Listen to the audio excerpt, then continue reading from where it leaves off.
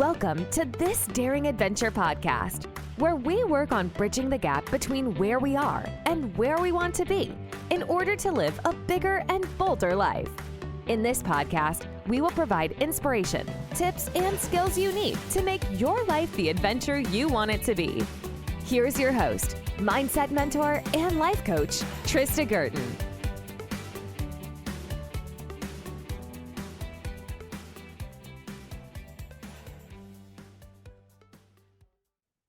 Hey everybody, welcome back to This Daring Adventure. So today we're talking about something that I see smart women, capable women, women who are deeply caring, responsible, and often incredibly successful, but they are quietly putting themselves on hold.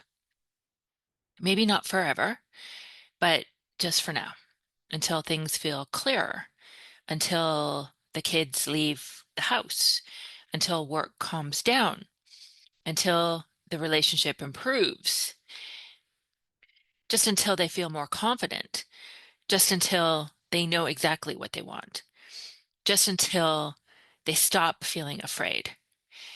And they're looking for that moment of clarity, of decision, of knowing. But what happens is before they know it, years pass, sometimes decades, and they wake up and think, how did I get here? How did I become someone who stopped dreaming? How is it that I don't know what I want? Did I stop trying? Did I stop believing that there was more for me? Did I stop trusting myself? And here's what I want to offer you today. I don't think we intentionally abandon ourselves. I think we postpone ourselves. And there is a difference. You know, it's not like we decide one day that we're never going to go after what I want. It's just that we keep quietly waiting. And there's no intention behind it. There's no deliberateness. Whether we're waiting for permission, for certainty, to feel ready, for confidence, for someone or something to finally choose them. And I think so many of us are waiting to be chosen by a life that we actually need to choose for ourselves. So think about that for a minute. Because when I say that, I'm not just talking about relationships. I'm talking about life. I'm talking about the career that no longer fits but feels too scary to leave. The dream you secretly want but keep talking yourself out of. The business idea, the move, the boundary, the decision. The version of yourself you know is there, but you keep waiting until it feels safer. And maybe you're waiting for your family to understand, or your partner, or you're waiting for confidence to arrive, or motivation, or discipline. Maybe you're waiting for certainty. Maybe you're waiting for someone to finally validate that what you want matters. And I get it, because most of us have been conditioned to be good, follow the rules, to be responsible, to put everyone else first, to not rock the boat, to be grateful, to not ask for too much, to keep the peace, to make everyone else happy. And somewhere along the way, many women became very good at abandoning themselves while taking care of everyone else. And I see this all the time, right? Women come and they feel stuck. And when I ask her what she wants, she says she doesn't know. But most of the time, when we really slow down and look at it, she often does know. She knows something no longer fits. She knows she wants more peace, more meaning, more joy, more purpose. She's tired of shrinking, of overthinking, of people pleasing, of the resentment, of the frustration, and maybe tired of living a life that looks fine on paper but doesn't feel good in her body. And there is a feeling that she is meant for more. It's there. But what happens is we end up waiting. And it's not because we're incapable or lazy or lack potential or not worthy or not good enough. There's nothing wrong with us, but we need to choose ourselves. And that can feel really uncomfortable. We don't necessarily have that practice. And if you've been around here for a while, you know we need to talk about the brain, because your primitive brain, the survival part of your brain, has one job: to keep you safe. That's it. Not fulfilled, not expanded, not reinvented, doesn't want change, doesn't want anything new, doesn't want to do the work. It wants you to be safe. And your brain loves things that are familiar, predictable, certain, approved of. So the moment you think about making a change, speaking up, starting over, putting yourself first, your primitive brain goes, no, absolutely not. It's too risky. What if people judge you? What if you fail? What if you regret it? What if it's the wrong decision? What if people don't understand? What if you disappoint someone? What if you regret it? And suddenly your brain makes a very reasonable solution. Let's wait. Let's wait until we feel confident. Let's wait until we know for sure. Let's wait until the kids are older. Let's wait until the finances improve. Let's wait until the fear goes away. Let's wait until life settles down. And waiting will feel responsible. It will feel right, important, feel smart and safe. But this is where waiting quietly becomes your life. Because I see so many women who suddenly realize they have spent years postponing themselves, not choosing themselves. Years waiting for the right moment, waiting for the motivation, waiting for the certainty, waiting for someone to finally say, you should do this. You're ready. You can handle this. You deserve this. But what if no one says that? What if nobody understands? What if there's no permission slip? What if what comes next for you depends on you choosing yourself first? I hear the sentence all the time, I just don't know what I want. But when we do the work, when we get quiet and honest with ourselves, be truthful with yourself. Even if you don't tell anybody else, you don't need to act on it. You don't need to do anything. But what is it that you really want? A different life, more purpose, to stop feeling invisible, to stop overgiving, to feel alive again, excited, to trust yourself, to love yourself. And what we find is we don't know if we can trust ourselves enough to go after what we really want. And that's very different.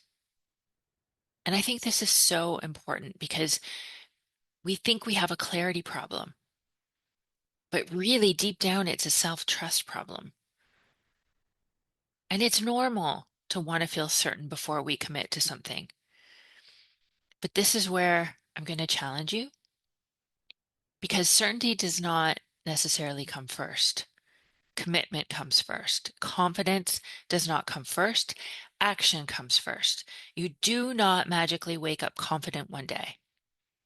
It is built, it is earned, and it comes from showing yourself that you can do hard things, that you can feel uncomfortable and be okay, that you can allow other people to have their feelings, to disappoint them, and you can still survive.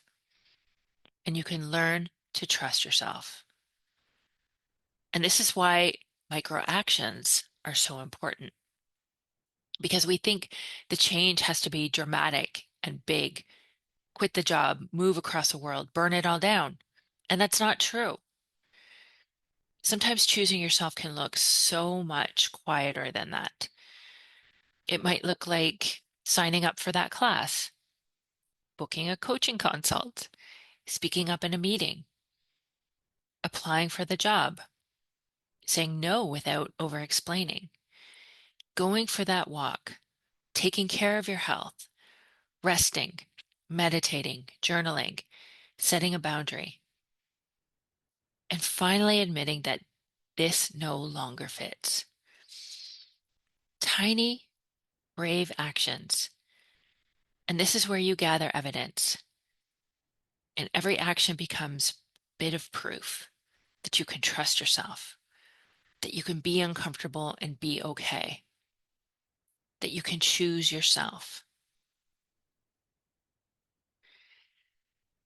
And if we don't do this, there is a cost.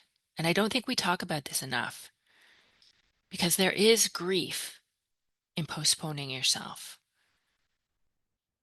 Invisible grief, the grief of shrinking, of minimizing your dreams, of becoming resentful.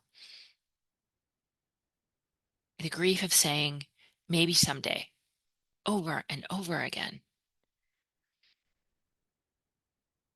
And I think one of the greatest disappointments we can experience in life is not rejection and it's not failure, but it's not listening to ourselves and, I guess, in a way, abandoning ourselves. It's looking back and realizing I didn't choose me. I just left myself behind. And yeah, life happens and there are failures,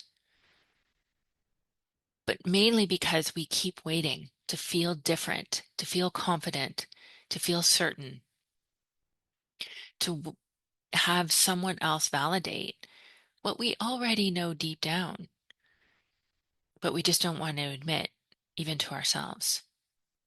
And really feel that weight of saying, this is what I want, because it's very powerful and it's very freeing. Even if you don't tell anybody else, even if you don't act on it. Waiting is the problem. So waiting less and taking small action becomes the solution. Doesn't need to be perfect. You don't need to be certain. You're certainly not going to be fearless. There's going to be discomfort.